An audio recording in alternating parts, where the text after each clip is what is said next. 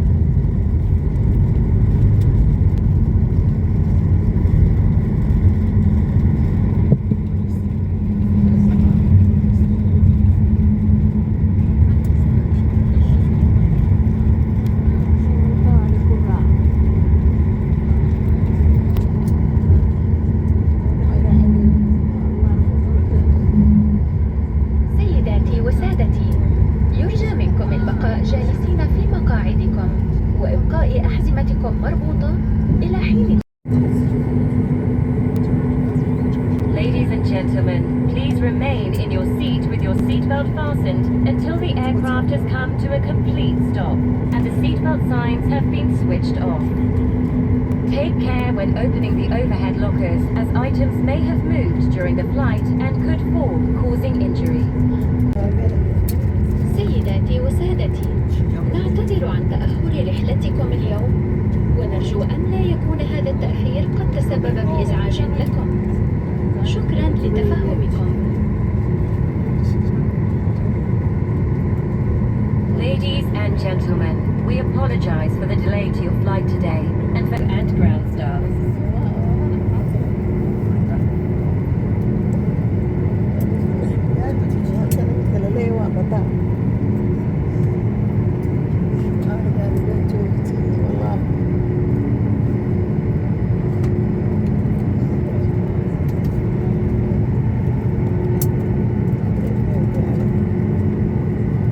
Requesting all passengers to remain seated as the aircraft is still moving and we have not reached our parking slot yet. Please refrain from opening the overhead lockers for your safety and the safety of other passengers sitting around you.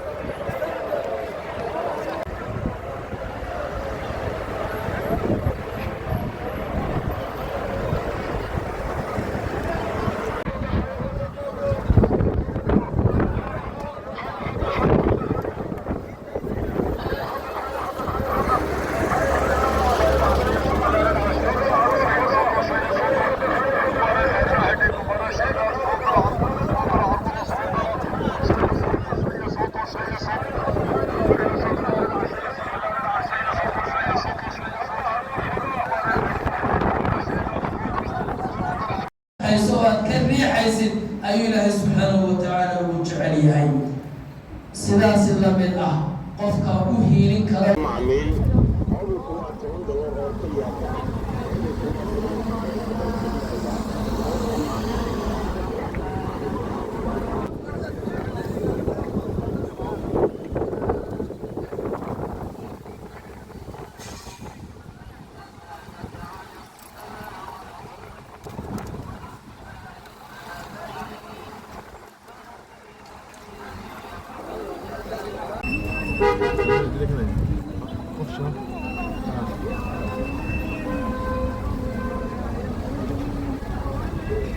Nada como otro,